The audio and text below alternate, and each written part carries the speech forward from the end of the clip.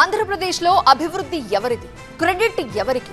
రాష్ట్రంలో ఏ ప్రాజెక్ట్ వచ్చినా ribbon cut చేసినా ఇప్పుడు ఇదే అంశంపై పొలిటికల్ వార్ పీక్స్ కు వెళ్తోంది. భోగపురం ఇంటర్నేషనల్ ఎయిర్పోర్ట్ విషయంలో వైఎస్ జగన్ కూటమి ప్రభుత్వం మధ్య మాటల తూటాలు పేలుతున్నాయి. ఎయిర్పోర్ట్ ని పరుగులు పెట్టించింది మేమే అని ఒక పక్షం అంటే, కాదు చేసిందంతా మేమే అంటూ వైరి పక్షం ఎదురుదాడికి దిగుతోంది.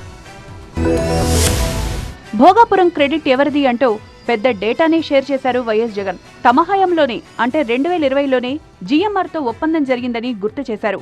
జీఎంఆర్ సంస్థతో ఎయిర్పోర్ట్ నిర్మాణానికి సంబంధించి అధికారిక ఒప్పందాలు, తదుపరి ప్రక్రియలు జరిగింది వైసీపీ హయాంలోనే అన్నారు. ఇక భూసేకరణ, పరిహారం అంశం. ప్రాజెక్టుకు అత్యంత కీలకమైన భూసేకరణ ప్రక్రియను పూర్తి చేసి నిర్వాసితులకు నష్టపరిహారాన్ని చెల్లించింది సైతం వైఎస్ఆర్సీపీ ప్రభుత్వమే అంటున్నారు జగన్. భూసేకరణ, R&R కోసం 967 కోట్లు, ఎయిర్పోర్టుకు నీళ్లు తీసుకురావడం కోసం 75 కోట్లు, ఇన్ఫ్రాస్ట్రక్చర్ కోసం 134.5 కోట్లు, ప్రత్యామ్నాయ రోడ్ల కోసం 7.29 కోట్లు, సబ్స్టేషన్ కోసం 2.35 కోట్లు, మొత్తంగా 1200 కోట్ల రూపాయలు ఖర్చు పెట్టింది తామే అన్నారు వైఎస్ జగన్.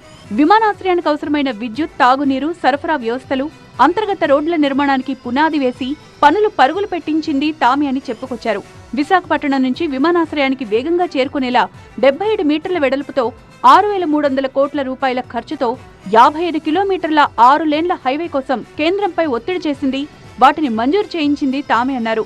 చరిత్రలో చాలా స్పష్టంగా నిలిచిపోయేటటువంటి ప్రాజెక్టులు రెండు కూడా, దానిలో వైఎస్ఆర్ కాంగ్రెస్ పార్టీ పాత్ర గణనీయంగా ఉందనేది అందరికీ తెలుసు. సరే, ఆయన డబ్బా కొట్టుకుంటాడు. దీనికి కూటమి ప్రభుత్వం కూడా గట్టి కౌంటర్ ఇచ్చింది. ముఖ్యంగా మంత్రి నారా లోకేష్ సెటైర్లు వేశారు. మాజీ సీఎం వైఎస్ జగన్ కు CCD అంటే క్రెడిట్ చోరీ డిజార్డర్ అనే సరికొత్త వ్యాధి ఉందని ఎద్దేవా చేశారు.